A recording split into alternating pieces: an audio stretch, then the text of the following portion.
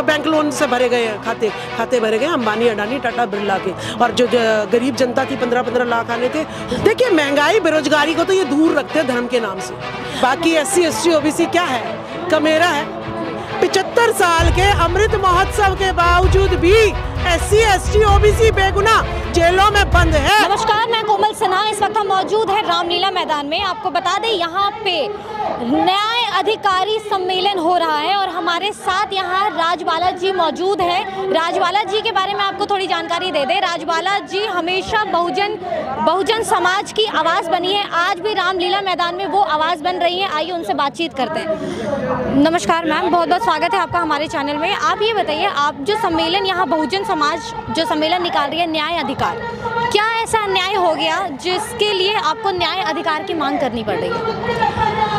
ऐसा जी, आप कहोगे कि भाई छोटा मुंह बड़ी बात। हमारी राष्ट्रपति जो प्रथम नागरिक हैं देश की, उन्होंने अपने मुंह से कह दिया है कि जितने भी जेल हैं भारत के, उसमें बेगुनाह SC ST OBC माइनॉरिटी के लोग जो है भरे हुए हैं, बेगुनाह। तो यानी 75 साल के अमृत महोत्सव के बावजूद भी SC ST OBC बेगुनाह जेलों में बंद है, यानी न्याय के लिए तरस रहा है।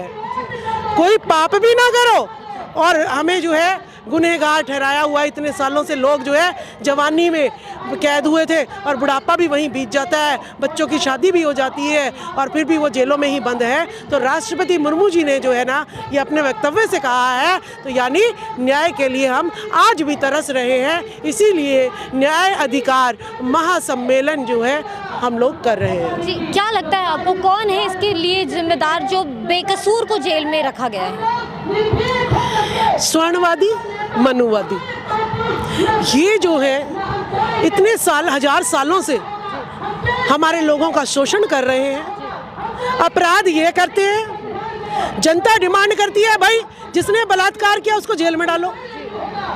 अब ये अपने लोगों को तो जेल में डाल नहीं सकते क्योंकि जज भी इन्हीं के और हेड ऑफ डिपार्टमेंट भी इन्हीं के, तो अब अपने लोगों को तो जेल में डाल नहीं सकते। अब जनता को शांत करना है तो किसको जेल में डाले? जो वहाँ पे खड़ा था उसी को 4 मार के और जेल में बंद कर देते हैं कि भाई बलात्कारी हमने बंद मतलब सजा किसी और ने किया, भुगत कोई और रहा है। बिल्कुल, वो तो मुर्मू जी ने कह दिया ना, तो अब हम तो खुले होके कहेंगे ना, चौड़े होके कहेंगे, क्योंकि राष्ट्रपति जी ने हमारी कह दिया, तो मुझे डरने की जरूरत ही नहीं है। तो ऐसा ही इस देश में होता आ रहा है। संविधान बचाने की भी मांग कर रहे हैं आप? हम क्या मांग करेंगे? बाबा साहब अम्बेडकर जी ने जब संविधान को जो है अपने प्रथम राष्ट्रपति जी को जब उन्होंने सौंपा, तो उनके मन में एक पीड़ा थी कि मैंने अपने लोगों के हक अधिकार लिख तो दिए, लेकिन इनको लागू करने की, जिनको मैं सौंप रहा हूँ उनको उसको लागू करने की नियति इन लोगों की नहीं है। तो वो 100% उस टाइम भी उनको शंका थी कि ये जो है संविधान को लागू नहीं करेंगे। तो आज हम उसी चीज़ की लड़ाई लड़ रहे हैं कि किश्तों में ये संविधान को लागू कर रहे हैं और साथ किनकी नीयत में खोट नजर आ रही है आपको? किनकी नीयत में खोट नजर आ रही है? स्वर्णवादी, मनुवादी, यही है लुटेरे। ये बाकी SC ST OBC क्या है, कमेरा है। आप देखिए हमारा मजदूर जिंदगी भर खपता खपता मर जाएगा, उसे कोई नहीं दिखाएगा। और इनके नेता अगर जरा सा भी चल लें तो वीडियोग्राफ इतने सारे चैनल उसी पे भर जाते हैं। बताइए, ये इसने देखिए 15 घंटे जागता है, ये 16 घंटे जागता है, और हमारे मजदूर को देखो ना, बेचारा अपनी पीठ पे, कमर पे इतना बोझा ढोता है, इस देश का निर्माण करता है, सुई से लेके जहाज तक बनाता है।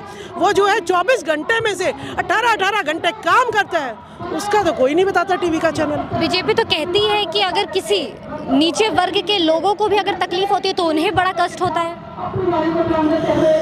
हाँ, उनका कष्ट मुझे दिख रहा है, इसीलिए सारा कंसंट्रेशन उन्होंने अंबानी अडानी टाटा बिरला जी पे और जो है ना उनके परिवार पे किया हुआ है। वो बेचारे गरीब लोग हैं, है ना।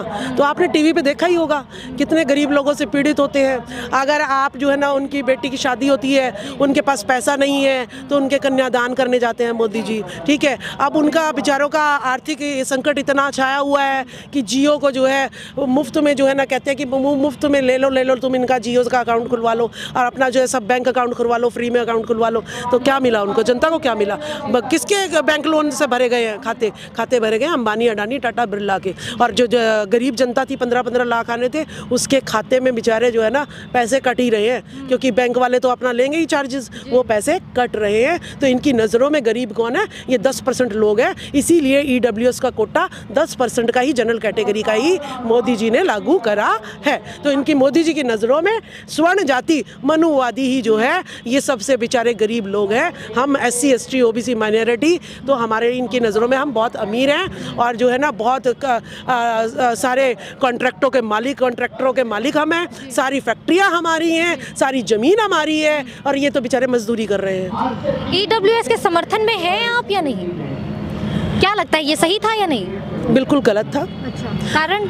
आरक्षण जो है वो गरीबी उन्मूलन मसौदा नहीं था। ज्योतिबा फूले जी ने कहा था कि ये हकदारी का, हिस्सेदारी का ये एक वो है, ठीक है, जिसकी जितनी संख्या भारी उतनी उसकी हिस्सेदारी। एक मजबूत घोड़ा है और एक कमज़ोर घोड़ा है। कमज़ोर घोड़े के आगे जो है ना घास चारा डालते हैं, मजबूत घोड़ा 2 दुलत्ती मार के उसका चारा खा लेता है और खुद मोटे हुआ जा रहा है और वो बेचारा दुर्बल हुआ जा रहा है, कमज़ोर हुआ जा रहा है। तो उन्होंने ये कहा था इसकी हिस्सेदारी कि भाई तेरे को अगर दंड मिलेगा तूने इसके हिस्से का चारा खाया तो ये हक अधिकारी जो है, हक अधिकार दिया था हम लोगों को, आरक्षण नहीं, हिस्सेदारी दी थी कि जिसकी जितनी संख्या भारी उतनी उसकी हिस्सेदारी। तो EWS कोटे में आप मुझे डाटा दिखाइएगा कि जितने जज हैं सारे मनुवादी हैं, तो उनको कहाँ से हिस्सेदारी चाहिए?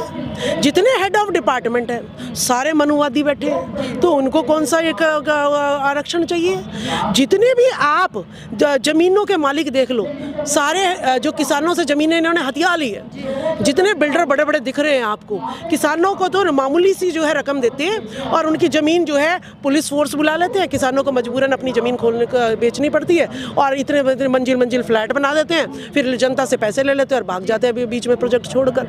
तो इस तरीके से जो है जनता का शोषण जो है लगातार जो है चला जा रहा है। जी, जाति को लेकर के जो शोषण हो रहा है, जाति को लेकर के जो भेदभाव किया जा रहा है, आपको शायद याद होगा राजस्थान में पिछले कुछ महीने पहले ही राजस्थान में किसी बच्चे ने पानी वो किसी उच्च वर्ग के इंसान के घर से मटके से पानी ले लिया, उसे मार मार करके हत्या कर दी गई उसकी। मैंने कहा आपको कि बाबा साहब के टाइम पर भी जानवर जिस तालाब से पानी पी सकते हैं वहाँ से और बाबा साहब नहीं, मैं ज्योतिबा फूले जी के किस्सा में से कहूँगी कि ज्योतिबा फूले जी ने अपने आंगन का कुआं सबके लिए खोल दिया था कि यहाँ पर सब समाज जो है मेरा अपना है और यहाँ से वो पानी पिएगा।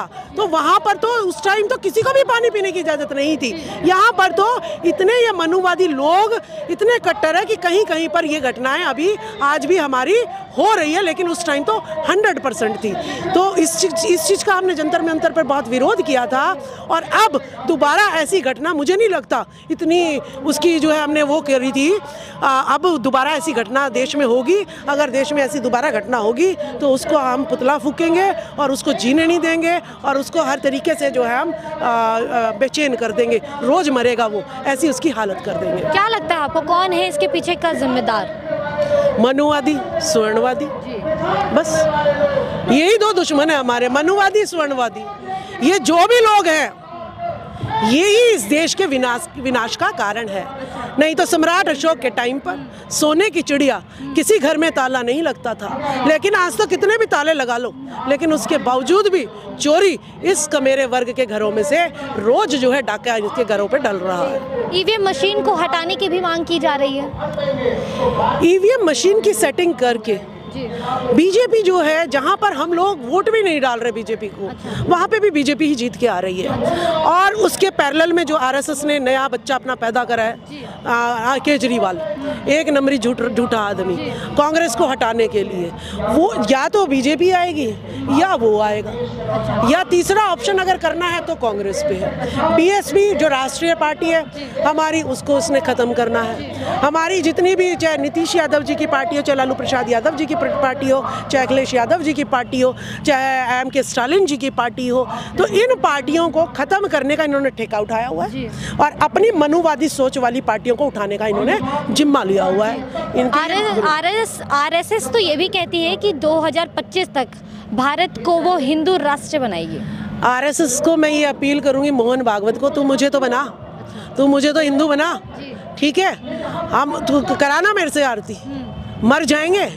जो पिक्चरें बना बना के तुमने हिंदू हिंदू कराया ना, बहुत कि मैं हिंदू हूँ, मैं हिंदू हूँ, हम बुद्धिस्ट हैं, हम भारतीय हैं, तू कहलवा के दिखा ना हमसे हिंदू, मर जाएंगे। लेकिन तू हमें तो हिंदू बना के दिखा, राष्ट्र को तो बाद में बनाई हो।